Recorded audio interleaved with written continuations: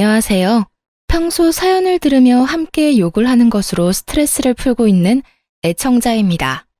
제게는 철딱서니가 없어도 너무 없던 시누이가 하나 있었는데요.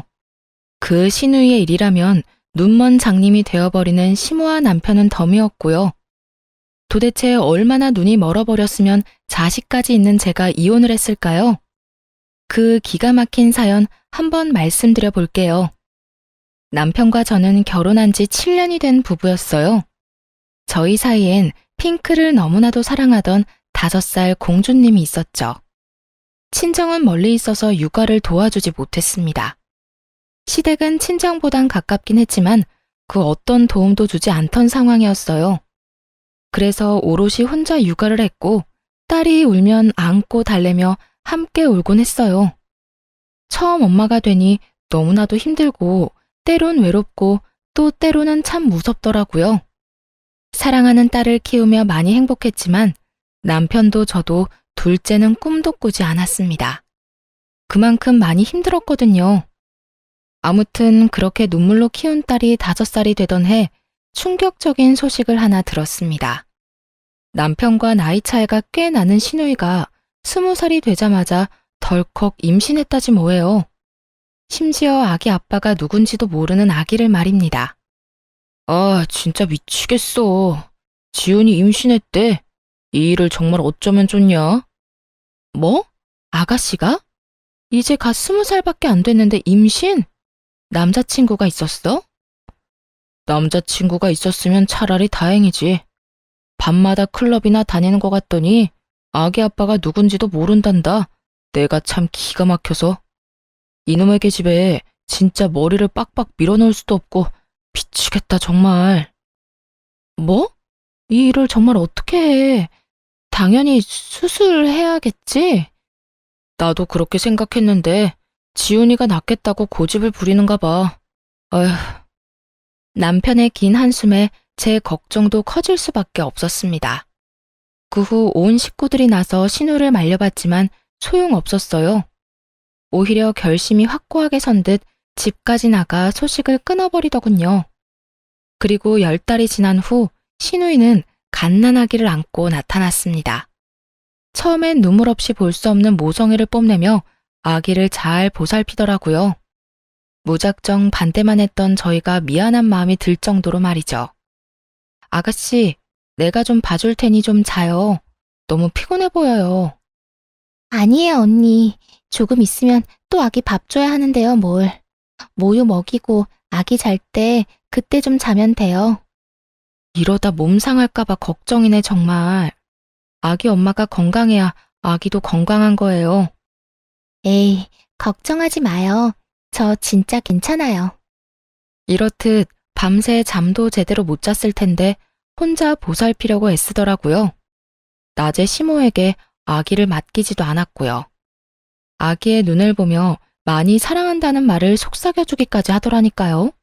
그런 시누이를 보며 참 기특하다고 생각하기까지 했는데 아니나 다를까 그 상황이 길게 이어지진 않더군요. 처음엔 한두 번 시모에게 애를 맡기고 외출하는 것 같았어요. 그러다 어느 순간부턴 아예 시모가 애를 전담으로 보살피더라고요. 시누이는 뭐 했냐고요? 밤만 되면 밖에 나갔다가 새벽에 술에 잔뜩 취한 채로 집에 기어왔죠. 어쩌다 몇 번도 아니고 계속이요. 일이 그렇게 되자 너무 힘들었는지 시모가 도움을 요청했어요. 얘, 너 회사 마치고 우리 집에 좀 올 수 있니? 오늘이요?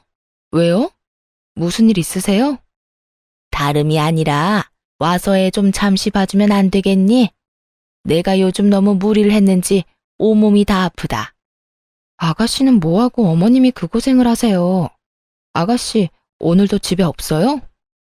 어제는 아예 들어오지도 않았다. 그래서 이렇게 너한테까지 연락했잖니. 어쨌든 올 수는 있니? 정말 너무 힘이 들어서 그래.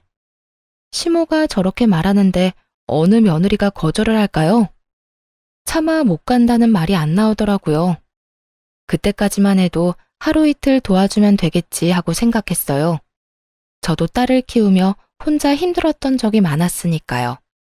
그래서 결국 그날 일을 마치고 시댁으로 가 아기를 돌봐주었습니다. 그동안 시모는 밀린 잠을 잤고요. 밤늦게야 아기가 잠들어서 저는 집으로 돌아왔습니다. 그런데 하루 이틀을 넘어 그 생활이 점점 길어졌어요. 일주일 정도 지나자 정말 못할 짓이라는 생각이 들더군요. 이런 힘든 생활이 싫어 둘째도 포기했는데 이게 뭐 하는 짓인가 싶더라고요. 시댁에서 그것도 아가씨 애를 보느라 내 새끼를 제대로 돌보지도 못하다니요. 심지어 회사 생활에도 지장이 생길 정도였습니다. 더 열받는 건 뭔지 아세요? 아기의 엄마는 밤마다 술 퍼마시고 놀고 새벽에는 잠자기 바쁘다는 거예요. 엄마도 아닌 저는 낮에는 일하고 밤에는 남의 애를 보는데도요. 당연히 그 상황을 달갑게 생각하기란 어려운 일이었죠. 그래서 문제의 그날 도우러 오라며 전화한 시모에게 말해버렸습니다. 더는 못 가겠다고요. 어머님, 앞으로는 이렇게 못 도와드릴 것 같아요. 낮에는 회사 생활, 밤에는 아가씨 애 돌보고 집에 가선 딸 챙기고 집안일해요, 저. 몸이 10개라도 모자랄 만큼 힘들어요. 또 제가 노는 사람도 아니고요. 뭐? 네가 안 오면 나는 어떻게 하니? 너는 젊기라도 하지. 난 이제 다 늙었어. 애 보느라고 안 아픈 곳이 없다고 하지 않았니? 그런데 네가 앞으로 안 오면 나랑 이 갓난쟁이는 어떻게 해? 왜 저한테 그러세요? 제가 애 엄마도 아니고 애 엄마가 있잖아요. 어머님도 이 고생하지 마시고 아가씨를 못 나가게 하세요. 머리를 밀든 다리를 분지르든 어떻게 해서든지요. 이게 뭐예요? 그렇게 가족들이 말릴 때는 애 낳아 들어오더니 지금은요. 아가씨 본인이 잘 키울 수 있다고 집까지 나갔던 건 잊었다 쳐도요. 나 몰라라 술만 퍼마시고 다니는 상황이 말이 된다고 생각하세요? 둑이 터지듯 그간 쌓였던 말을 시모에게 다 해주었습니다.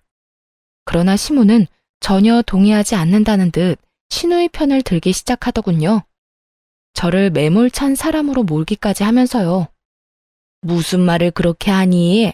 너 정말 인정이라고 눈꼽만큼도 없는 애로구나. 우리 막내가 애는 낳았어도 이제 21살이다. 너도 그런 시절이 있었으니 잘 알 거 아니야. 그 어린 나이에 얼마나 나가서 놀고 싶겠어. 나 같으면 도와달란 말 안 해도 돕겠다. 저 좋은 나이에 미혼모 된 아이 불쌍하게 생각해서라도. 근데 넌 어떻게 된 애가 힘들다고 시누이 머리카락이나 밀라는 말을 할 수가 있어? 가족끼리 그렇게 매정하게 구는 거 아니다. 가족끼리 돕고 사는 거 저도 참 좋아해요. 그런데 이건 아니죠. 말이야 바른 말이지. 제가 어머님한테 울면서 전화했을 때 뭐라고 하셨어요? 우리 딸 키우느라 너무 힘들어서 겨우 전화했을 때 뭐라고 하셨냐고요. 자기 자식은 자기가 알아서 키우는 거라고 하지 않으셨나요? 그런 어머님이 이제 와서 가족끼리 돕고 사는 거라고 하시니 뭐 썩 와닿진 않네요. 그땐 그때고 지금은 상황이 전혀 다르지 않니? 너는 남편이 있었지만 우리 막내는 혼자이지 않니? 어린애가 남편도 없이 출산하고 얼마나 우울했겠어. 저렇게라도 풀어야 할 거 아니야. 우울한 마음 푸는 거 좋죠. 좋은데 아가씨는 가끔이 아니고 하루가 멀다고 저러고 다니잖아요. 말이 나왔으니까 하는 말인데요. 아가씨가 가끔 힘들어서 도와달라고 했으면 저 군말 없이 와서 도왔을 거예요. 저렇게 정신 못 차리고 놀러 다니는 게 아니라 애를 잘 돌보면서 부탁했다면요. 그런데 지금 엄마는 놀러 다니고 엄한 사람이 고생이란 고생은 다 하지 않나요? 전 이런 상황에 끼고 싶진 않네요. 시모는 이미 기분이 상할 대로 상했는지 무조건 집으로 오라고 닥달만 해대더군요. 마치 올바른 사고와 판단을 하지 못하는 사람처럼요. 저는 대화가 통하지 않다고 판단해 전화를 끊어버렸어요. 끊기 전에 마지막으로 한 번 더 단호하게 말해주는 건 잊지 않았죠. 넌 그냥 내가 오라고 하면 오고 가라고 하면 가면 되는 게야. 그게 며느리의 도리인 거 모르니? 어쨌든 난 힘들어서 혼자서는 더는 애 못 본다. 오늘 무조건 오거라. 어머님이 뭐라고 하시든 전 못 가요. 아가씨를 못 나가게 만들든 어머님이 독박 육아를 하시든 알아서 하세요. 그리고요, 제가 정말 걱정되어서 한마디만 할게요. 아가씨 저렇게 뒀다가 또 무슨 사고라도 치면 그땐 어떻게 하시려고 그러세요? 저거 나가서 그냥 노는 거 아니에요. 보아하니 밤마다 클럽 가서 술 퍼마시고 남자들이랑 놀고 다니는 것 같던데요. 지금이라도 어머님이 아가씨 잘 잡아줘야 하는 거 아닌가요? 또 큰 사고 치기 전에 주변에서 잘 단속해줘야 하잖아요. 어머님 말대로라면 아가씨가 애는 낳았어도 아직 어린애니까요. 하여튼 잘 생각해보시고 알아서 잘 해결하세요. 전 이만 끊을게요. 그렇게 전화를 끊어버리고 난 후 얼마 지나지 않아 전화가 왔습니다. 발신인은 신우이였어요. 신우이는 제가 전화를 받자마자 득달같이 화를 내기 시작하더라고요. 앞뒤 말 다 생략하고 본인 말만 하는 건 모녀가 똑같았어요. 언니, 정말 이럴 거예요? 나 지금 언니 때문에 중요한 파티도 못 가게 생겼다고요. 오늘은 정말 중요한 날이니까 힘이 들든 말든 당장 와서 아기 좀 봐줘요. 정말이지 잘도 짓거려대더군요. 생각이란 게 손톱만큼이라도 있었으면 그런 말 할 수 없었을 텐데요. 얼마나 당당한지 제가 마치 그 아기의 보모라도 된 기분이 들더군요. 아가씨, 나한테 시간 맡겨놨어요? 아니면 나한테 돈 주면서 애 봐달라고 예약이라도 했어요? 이것도 저것도 아닌데 뭐가 이렇게 뻔뻔해요? 잘 들어요, 아가씨. 난 아가씨 애를 봐줄 의무도 그 책임도 없어요.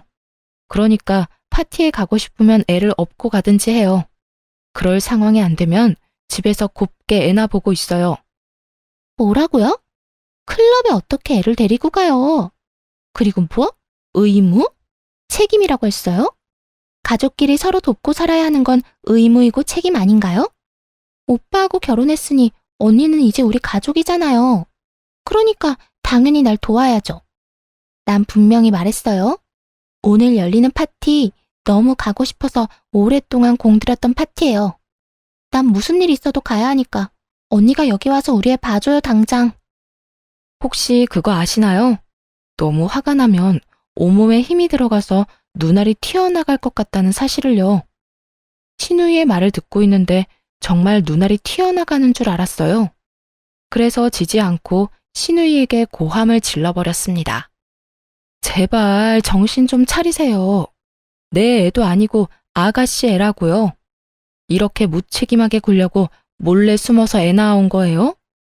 클럽이나 다니고 남자랑 어울려 놀면서 애 방치하려고요? 그러려고 몰래 숨어서 낳아온 건 아닐 거 아니에요. 그 파티가 그렇게 중요하면 아가씨 엄마한테나 애 맡기고 나가세요. 나한테 이러지 말고. 제발 정신 좀 차려요. 엄마는 힘들어서 못 봐준다고 누워버렸는데 어떻게 애를 맡겨요? 그러다 우리 애 잘못되면 언니가 책임질 거예요? 그 책임을 왜 내가 지나요? 그렇게 걱정되면 나가지 말고 애를 보면 되잖아요. 또 이상한 말로 괜한 사람 화 돋우지 말고 아가씨 애는 아가씨가 돌봐요. 그렇게 신우이의 전화도 끊어버렸습니다. 그 후로 오는 전화는 싹 다 무시해버렸어요. 개념은 쓰레기통에 버린 시모와 신우이가 번갈아가며 연락해댔지만요. 전화를 받아봤자 들을 말은 뻔했고 괜히 입 아프게 더 말하고 싶지도 않았어요. 그리고 괜히 말을 섞어 헛된 희망을 품게 하고 싶지도 않았고요. 그렇게 계속해서 그들을 무시하던 어느 날이었습니다. 퇴근 시간이 지났는데도 남편이 돌아오지 않아 전화를 걸며 기다리고 있었어요. 그날따라 아무리 연락을 해도 전화를 받지 않더라고요. 다른 건 몰라도 전화 하나는 잘 받는 남편인데 걱정이 커지고 있던 때였죠. 늦어도 7시면 집으로 돌아오던 남편이 9시가 넘어서야 집으로 돌아오긴 했는데요. 혼자가 아니더군요. 네, 그렇습니다. 다들 예상하셨듯 남편은 품에 자기 조카를 안고서 집으로 들어왔습니다. 양손에는 가득 아기용품을 들고요. 뭐야 당신? 왜 애를 우리 집으로 데리고 와? 그게 엄마한테서 연락이 왔는데 막내가 또 집을 나가버렸다네. 그럼 이 애는 어떡해? 하는 수 없이 내가 데리고 왔지. 들어보니 시모가 잠시 한눈을 파는 사이에 신우이가 또 밖으로 나갔다는 거예요. 저는 연락을 받지 않으니 시모가 남편에게 전화를 했던 것이고요. 시모의 연락을 받고 시댁에 간 남편은 도저히 그냥 올 수가 없었다고 하더라고요. 여기저기 안 아픈 곳이 없다고 곡소리를 내는 엄마를 두고 어쩌겠냐면서요. 참나, 그래서 애를 데리고 왔대요. 그렇다고 애를 데리고 오면 어떻게 해? 그 애는 누가 보는데? 당신이 혼자 볼 수나 있어? 그러면 어떻게 해? 엄마는 계속 여기저기 아프다고 하고 애는 엄마 소리에 맞춰서 우는데. 아니, 내가 보니까 말이야. 우리 엄마 너무 힘들었는지 이 어린애가 우는데 제대로 안아주지도 못하더라고. 남편은 오로지 힘들어하는 시모만 생각하며 그 입장을 대변했습니다. 그 모습을 보고는 폭발해버려 남편에게 속에 맺힌 말을 쏟아내버렸어요. 당신 잊었어? 우리가 둘째는 생각도 안 한 이유. 나 우리 딸이 저 애만 할 때 울면 같이 울었어. 너무 힘들고 무기력해서. 내가 그렇게 힘들 때 당신은 당신대로 회사 일 바쁘다고 안 도와줬잖아. 또 시댁은 이런저런 이유 대면서 애 한 번 봐주신 적도 없었으면서. 그래놓고 나한테 내 새끼도 아니고 아가씨 아기를 돌보란 말이야? 심지어 아가씨가 아파서도 아니고 밖으로 싸돌아다니면서 술 먹고 노는데? 아니, 엄마가 자기 자식 내팽개치는 게 말이나 돼? 왜 내가 아가씨 마음 편하게 놀라고 애까지 봐줘야 하냐고. 당신도 알다시피 막내가 아직 어리잖아. 애가 애를 낳았는데 육아를 제대로 할 수나 있겠어? 당신 말대로 당신도 그렇게 힘들어했는데 우리 막내는 오죽하겠냐고. 육아는 힘들고 나가서 놀고 싶을 텐데.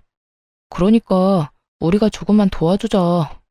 우린 한번 해봤으니까 막내보단 나을 거 아니야. 이젠 정말 어이가 없어 헛웃음이 다 나더라고요. 시모와 남편이 아주 똑같은 말을 하더라니까요. 거기에다 당당하게 우리라고 하는 것도 거슬렸어요. 그래서 선을 정확하게 그어주기로 했습니다. 육아에 참여할 생각이 전혀 없다는 뜻을 남편에게 알려준 거죠. 당신 지금 그걸 말이라고 해? 한번 해봤으면 안 힘든 게 돼? 그리고 어쩌다 가끔 도와주는 것도 아니고 매일 밤마다 이럴 거잖아. 이건 우리가 도맡아서 키우는 거랑 마찬가지라고. 난 절대로 아가씨 애 키울 생각 없으니까 알아서 해. 당신이 데리고 왔으니까 다시 데려다 주든 아니면 돌보든 알아서 하란 말이야. 저는 이게 절대 잠깐이 아닐 것이라고 확신했습니다. 남편은 그저 잠깐 도와주는 것 뿐이라고 했지만요. 그래서 더욱 단호하게 봐줄 수 없다고 못 박을 수밖에 없는 상황이었어요. 생각보다 더 단호하게 안 된다고 하자 남편도 기분이 상했나 보더라고요. 잠깐 바닥에 내려놓았던 아기용품을 다시 들며 이렇게 말했으니까요. 아, 됐어. 당신이 못하면 내가 하면 되지. 내가 알아서 다 할 테니까 당신은 신경도 쓰지 마. 그러면 당신이 이렇게 화낼 일도 없는 거 맞지? 절대 도와달란 말 안 할 테니까 당신은 당신 딸이랑 잘 먹고 잘 살아. 무슨 여자가 저렇게 정이 없어? 양심은 시댁에 두고 왔는지 남편은 오히려 화를 내며 안방으로 들어가 버렸습니다. 그러면 누가 후회할까 봐요? 전 남편의 말대로 했습니다.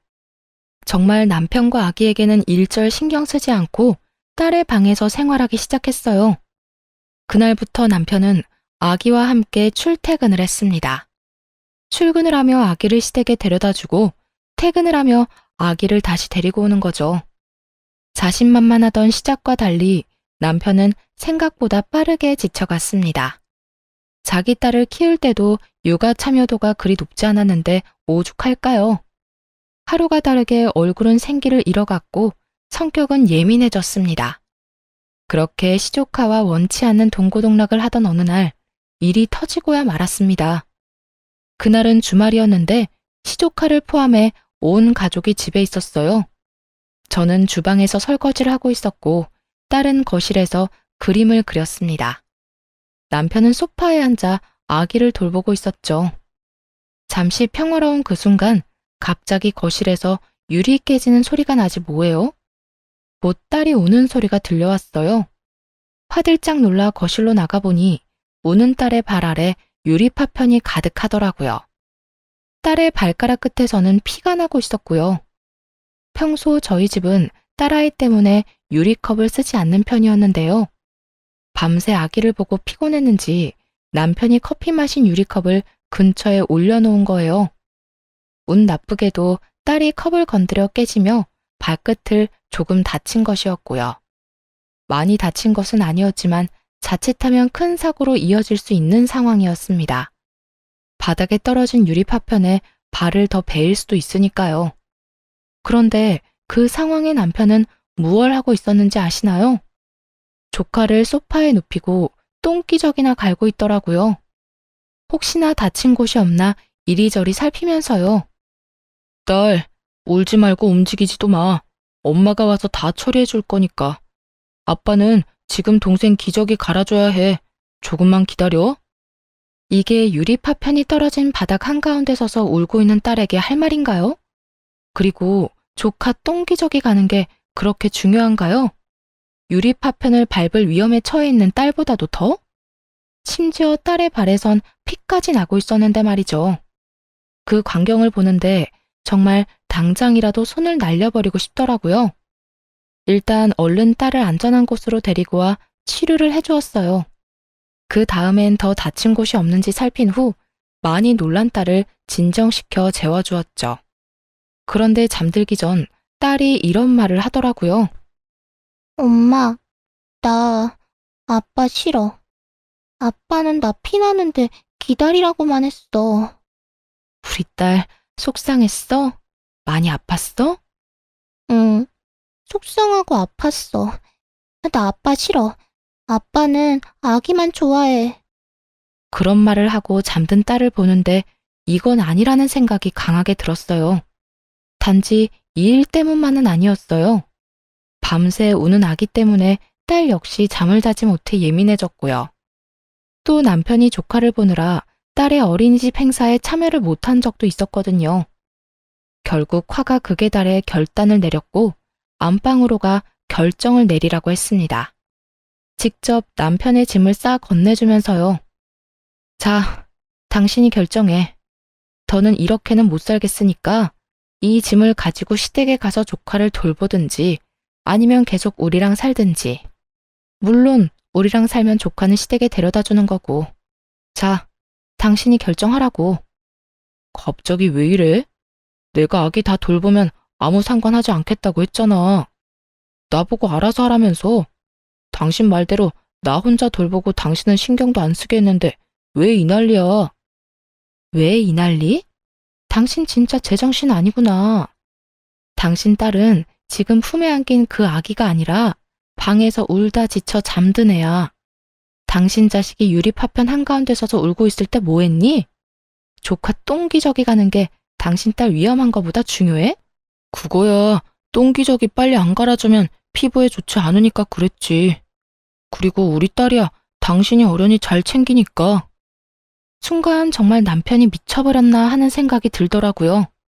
어떻게 애아빠라는 사람이 저걸 말이라고 할 수가 있는지 도무지 이해가 되지 않았습니다.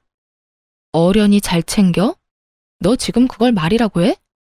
어떻게 발에서 피나는 딸보다 조카 엉덩이가 더 중요하다고 할 수가 있어?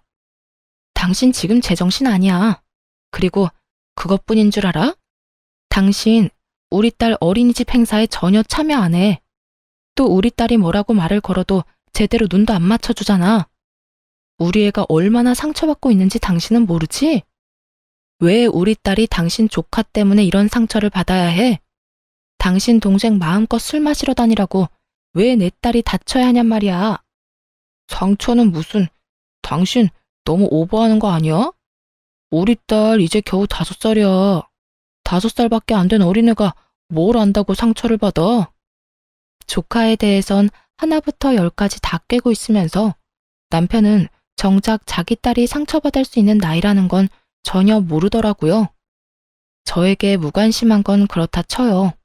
이제는 하다하다 딸에게까지 냉담한 남편을 보는데 도저히 참을 수가 없었습니다. 5살이나 됐으니까 상처를 받지. 5살이니까 이 상황이 더욱 이해가 안 되는 거라고. 아, 됐고, 당신이 결정해. 어떻게 할 거야? 난 더는 이렇게 못 산다고 분명히 말했어. 결국 고함을 질러버렸습니다. 남편은 더는 듣고 싶지도 않다는 듯 귀를 틀어막으며 이렇게 말하더라고요. 아, 그래, 알겠어. 내가 그냥 짐 싸들고 나가면 될 거 아니야? 그러니까 당신은 나랑 우리 딸보다 그 애가 더 중요하다 이 말이네? 중요한 게 아니라 애가 불쌍하잖아. 그리고 애만 덜렁 보내면 우리 막내랑 엄마는 또 어떻게 하라고? 애 엄마가 있는데 왜 삼촌이 나서서 이 난리야. 아, 됐어. 나도 당신 필요 없으니까 가려거든 당장 나가. 더는 꼴도 보기 싫으니까 나가라고. 남편은 더 말할 것도 없다는 듯 짐을 챙겨 그대로 나가버렸습니다. 그 순간까지도 딸은 괜찮냐고 걱정도 한마디 안 했어요. 그런 남편의 모습에 오만 정이 떨어지더라고요. 그때 우리 가정에 어떤 미래가 있나 진지하게 생각해봤던 것 같아요. 그려지는 미래에는 안타깝게도 절망뿐이더라고요. 딸의 미래를 생각하면 남편을 잘 구슬려서 살아야 한다 싶다가도 남편을 보면 가정엔 관심도 없는 아빠가 있어봤자 뭐 하나 싶었습니다. 지금도 저딴 식으로 구는데 조카가 커지면 또 어떻겠어요? 더 큰 도움이 필요할 때마다 남편이 어떻게 행동할지는 불보듯 뻔한 일이었죠. 그렇다고 해서 시누이가 정신을 차릴 것 같지는 않았고 시모 역시 중간 역할을 똑바로 해줄 거란 기대는 전혀 없는 상황이었습니다. 그렇게 남편과의 이혼을 진지하게 고민하고 있던 때였어요. 시모가 전화를 하더라고요. 너 집안의 가장을 그런 식으로 내쫓는 거 아니다.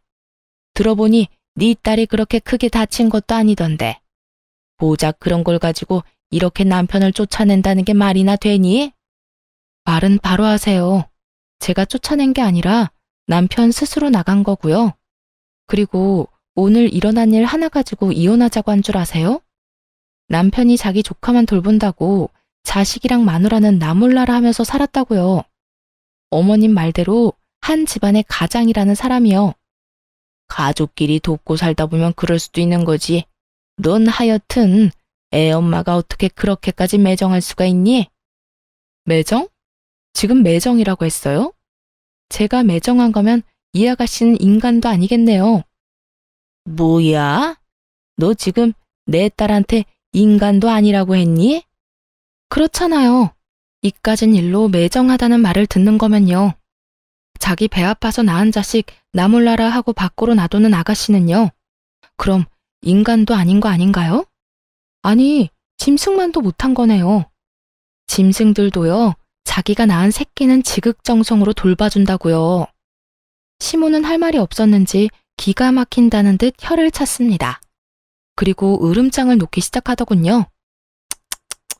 말하는 거 하고는 하여튼 남편 필요 없다고 쫓아낸 사람은 너니까 나중에 후회 말아라. 또 아쉽다고 내 아들 찾지나 말고 우린 우리끼리 잘 살 테니 넌 너대로 네 딸이랑 잘 살라는 말이야.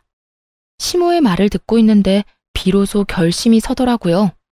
이 정신 나간 집안이랑 연을 끊어야 한다. 그래야 나와 내 딸이 제대로 살 수 있다. 제가 원하는 바네요. 사리 분별 못하고 오로지 엄마랑 동생만 챙기는 남편, 저도 필요 없어요. 아들이나 잘 데리고 사세요. 누군 그딴 남편 필요해서 같이 산 줄 아세요?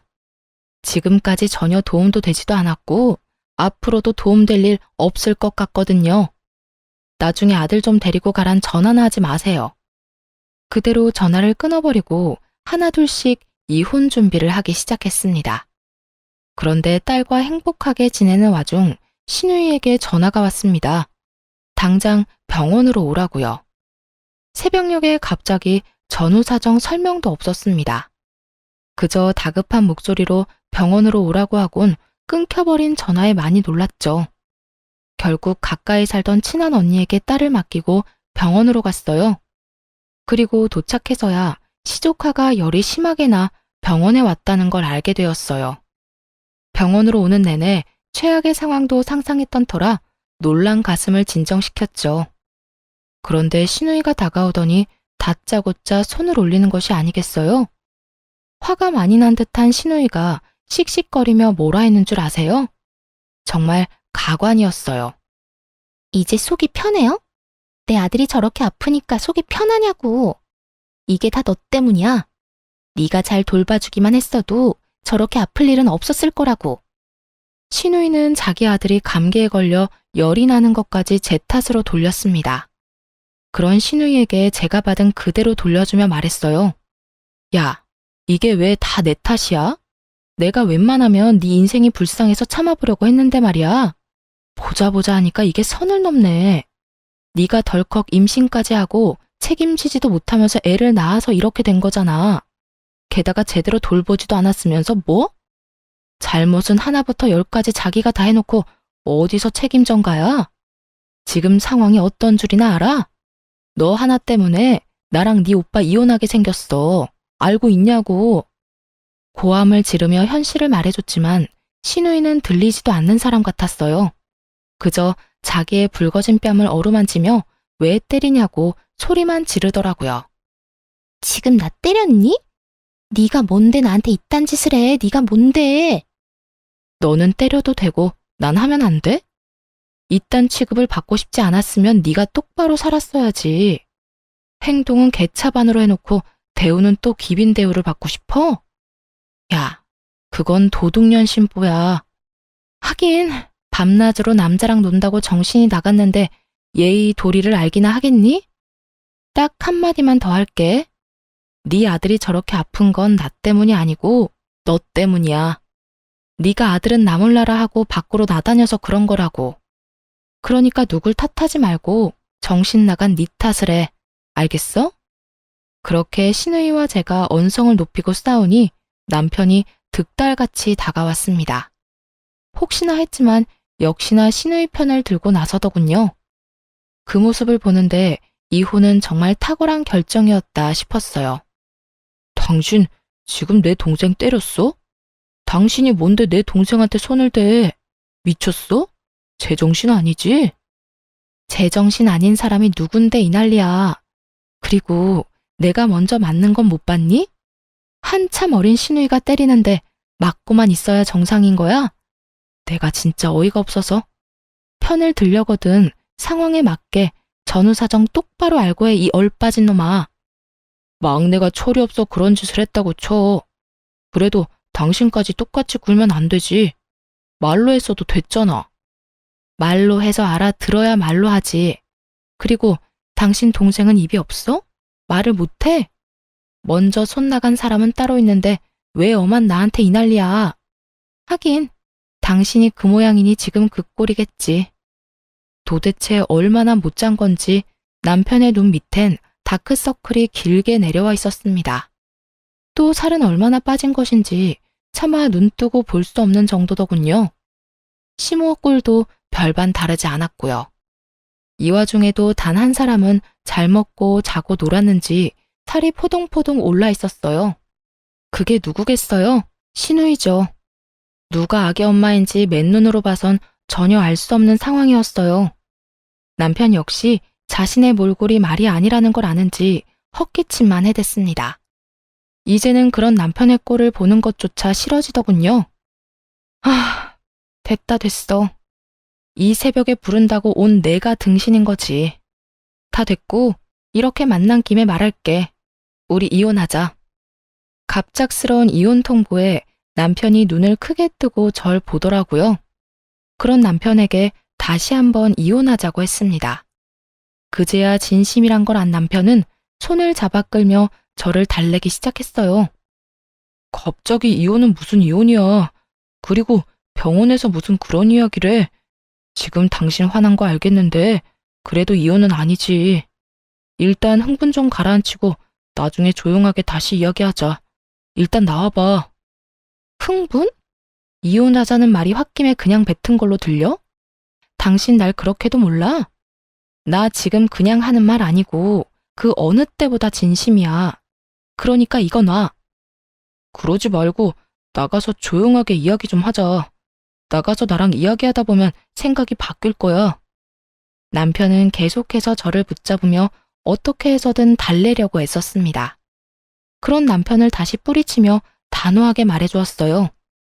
이거 놓으라니까. 난 이제 당신한테 들을 말도 할 말도 없어. 더는 얼굴 보고 이야기하는 것도 싫어서 하는 말이니까 똑바로 들어. 당신이랑 이혼할 거야. 당신도 그렇게 알고 이혼 준비나 하고 있어. 그 어느 때보다 단호한 태도에 남편은 그저 저를 멍하니 보기만 했습니다. 붙잡았던 손까지 놓아버리고서는요. 대신 이혼 이야기를 들은 시모가 득달같이 달려와 욕을 해대기 시작했어요. 네가 감히 누구 보고 뭘 하자고? 네가 뭔데 우리 아들한테 그딴 말을 해? 이혼을 해도 내 아들이 하고 싶을 때 하는 거다. 니년한텐 그딴 말을 할 자격이 없다 이거야. 자격? 웃기지도 않네요, 정말. 그리고 아줌마, 말 좀 가려서 하죠. 나 이제 아줌마 며느리도 뭣도 아닐 예정이거든요. 그렇게 막말하다가 정말 큰일 치를 수도 있어요. 더 이상 무서울 것도 없어 한껏 시모를 비웃어주며 저렇게 말했습니다. 그러자 제 말을 듣고 있던 시누이가 다시 저를 향해 손을 뻗더라고요. 처음이야 갑작스럽게 일어난 일이라 당했다 쳐도 두 번은 그럴 수 없죠. 빠르게 시누이 손을 낚아채 있는 힘껏 밀어버리며 이렇게 말해주었습니다. 야, 네 자식은 네가 키워. 밤마다 술 먹고 클럽 다니다가 20대 초반에 미혼모 된 걸로는 모자랐니? 너 계속 그러고 다니면 너 혼자 망하는 게 아니야. 네 식구들까지 다 같이 망하는 거야. 알겠어? 너 하나 때문에 지금 네 오빠 이혼당하는 거 이게 끝일 거라 생각하지. 이게 시작이야. 앞으로도 네가 정신 못 차리고 그 모양 그 꼴로 살면 이제 네 집안 망하는 거 시간 문제라고. 그간의 정을 생각해서 하는 말이니까 잘 새겨들어. 이렇게 말하니 바닥에 고꾸라져 있던 시누이가 눈을 뒤집고 고함을 질렀습니다. 너 지금 말 다 했어? 나 미혼모라고 무시하는 거야? 내가 사는 꼴이 뭐가 어떻다고 네가 감히 나한테 그딴 말을 해. 내가 뭐 얼마나 잘못했다고. 애 있는 엄만 놀지도 못해? 애 있는 엄마도 사람이야. 누가 애 있는 엄마는 사람도 아니라고 했니? 애 있는 엄마가 노는 게 문제는 아니지.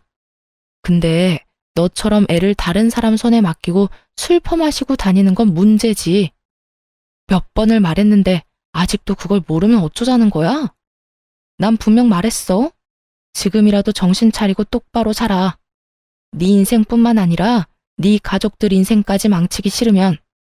결국 시누이는 대성통곡을 하기 시작했습니다. 그러자 남편과 시모가 나서서 저에게 따지더군요. 당신은 무슨 말을 그렇게 해? 우리 막내 인생이 망가지기라도 했으면 좋겠어? 그러게 말이다.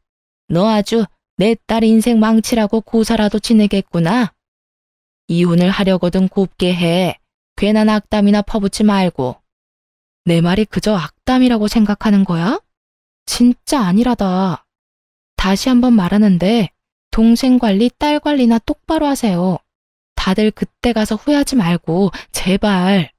이렇게 말하고 남편과 시모가 뭐라고 하든 말든 뒤돌아 집으로 왔습니다. 그 후 이혼은 착착 진행되었어요. 남편, 시모, 시누이 세 사람 모두에게 위자료를 청구했어요. 다행히 재산 분할까지 유리하게 받고 이혼할 수 있었습니다. 물론 양육권도 제가 가지고 왔고요.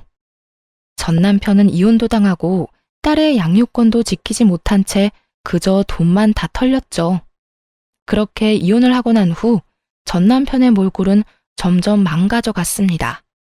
딸이 아빠를 가끔 보고 싶어 해 만났는데 그때마다 엉망이더라고요.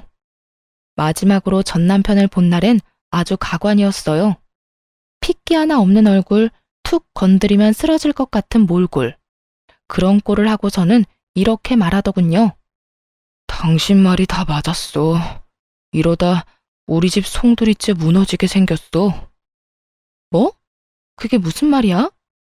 그게 막내 또 임신했대. 애 두고 밤마다 나가서 술 먹고 클럽 다니는 것 같더니 또 임신을 해버렸대. 아빠는 또 누군지 모른다고 하고 거기에다 이번에도 낳는다고 우기고 있어. 들어보니 그 정신 나간 전 시누이가 또 임신을 했다는 거예요. 예전과 똑같이 애 아빠는 누군지도 모르고요. 그런 주제에 뱃속의 아기를 또 낳겠다고 우기고 있다고 하더군요. 첫째 아들도 똑바로 돌보지 않으면서요. 그 말을 듣는데 놀랍지도 않더라고요. 밤마다 나가서 노는 시누이를 말리지도 않고 온 식구가 도와주잖아요. 당연히 그런 일이 또 일어나고도 남을 상황 아니었나요? 그러게, 내가 진작 당신 동생 단속 똑바로 하라고 했지? 그때 당신이 나한테 뭐라고 했어?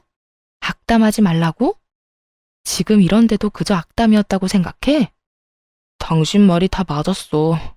당장 첫째도 제대로 안 보는 애가 둘째를 낳겠다고 우겨대는데 나 내 동생이지만 이제는 무섭기까지 해. 아, 진짜 어떻게 해야 할지 모르겠어. 그때 당신 말을 들었으면 이렇게까지 되지 않았을 텐데. 하소연하며 우는 남편을 보는데 안타깝기는커녕 한심하기 그지없더라고요.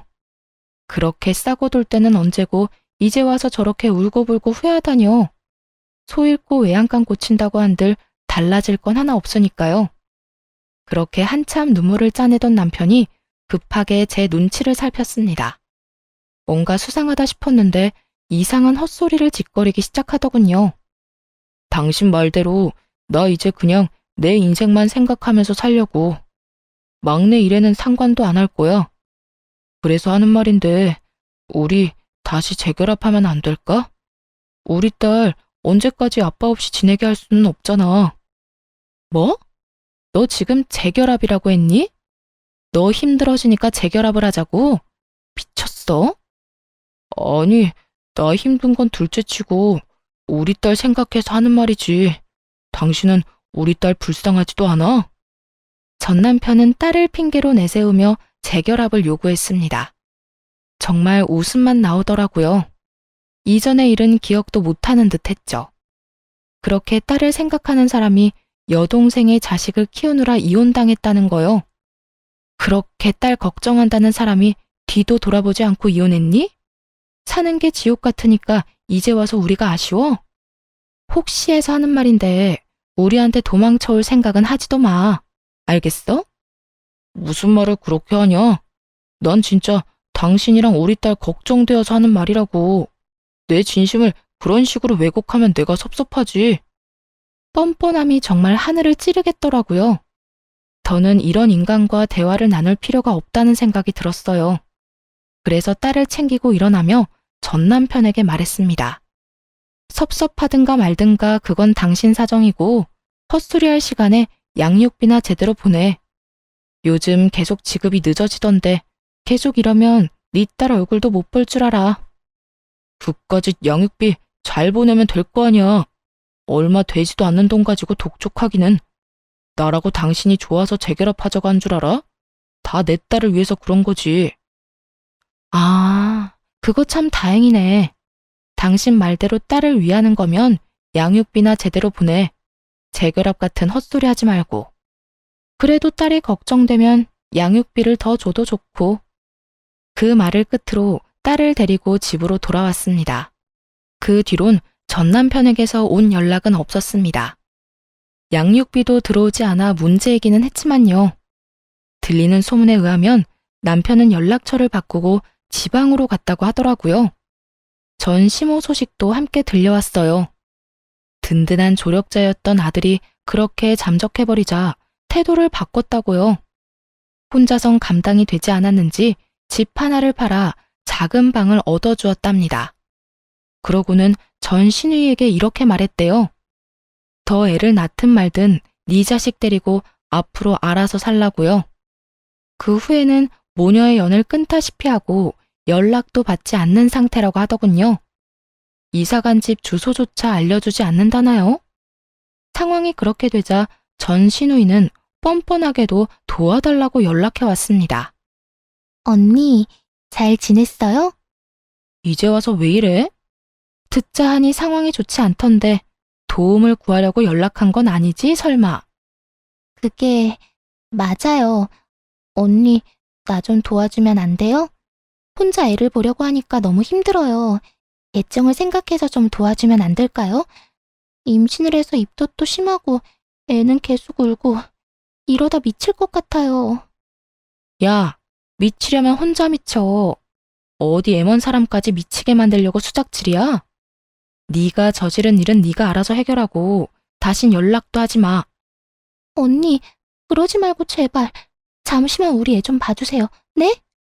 너 같으면 네 애를 봐주고 싶겠어? 너 때문에 내 가정이 이렇게 망가졌는데 헛소리 하지 말고 다신 연락도 하지 마. 전화를 끊기 전 입에 담기 힘든 험한 말을 한 바가지 해줬어요. 차마 사연엔 다 쓰지 못했지만요. 그 뒤론 연락도 하지 못하게 차단을 해버렸고요. 그런데 정말 웃기지 않나요? 제 조언은 콧방귀를 끼고 싸고 돌며 막말로 몰아가더니 결국 이게 뭐예요? 실제로 제 말대로 되니 나 몰라라 하고 다 도망갔잖아요. 아무튼 저는 모든 인연을 정리하고 딸과 함께 행복하게 잘 지내는 중입니다.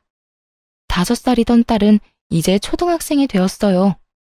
전 딸의 학교 근처에 작은 카페를 차려 딸 뒷바라지와 일 둘 다 잘하고 있고요. 대박이 난 카페는 아니지만 자리가 좋아 꾸준히 손님이 있는 편이에요. 그 덕에 생활하는 데는 큰 어려움이 없습니다. 딸이 하고 싶다는 것들은 웬만하면 다 하게 해주며 지내고 있어요. 지금 가장 만족스러운 점은 단연 혼자서도 딸을 잘 케어할 수 있다는 점이에요. 딸에게 무슨 일이 생기면 언제든 가게 문을 잠시 닫고 갈 수 있으니까요. 싱글맘인 저에겐 카페는 더없이 좋은 직장이죠. 물론 딸이 가끔 아빠 이야기를 꺼내긴 합니다. 하지만 보고 싶거나 그리운 마음은 아니라고 하더라고요. 그런 말을 들을 때면 마음이 찢어지게 아프긴 하지만 아파하는 만큼 더 사랑으로